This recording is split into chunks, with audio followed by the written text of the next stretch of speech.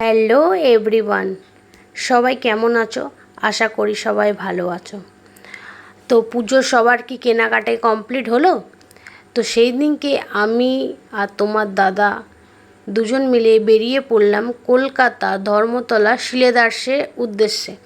সেখানে এত ভিড় রাস্তায়, আমি তাও ভিড় ঠেলতে ঠেলতে শিলেদার্সের ভেতর দিকে ঢুকে পড়লাম। তারপরে দেখো তোমার দাদা আর আমি এক্সেলেটার করে ওপরে উঠলাম। ওপরে উঠে আমি যে জুতো কিনবো সেই জুতো সেকশানে গেলাম, সেখান থেকে জুতো পছন্দ করে নিয়ে নিলাম। তারপর তোমাদেরকে দেখালাম কলকাতা ধর্মতলা শিলেদার্সটায় কি ভিড় দেখো।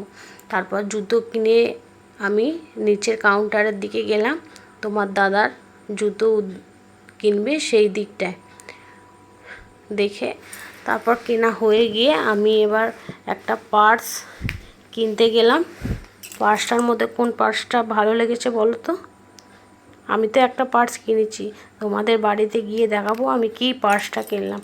তারপর বেরিয়ে বাইরের দিকে রাস্তায় তোমাদেরকে কলকাতা শহরে তোমাদেরকে ঘুরে দেখাই কেমন ভিড় দেখো।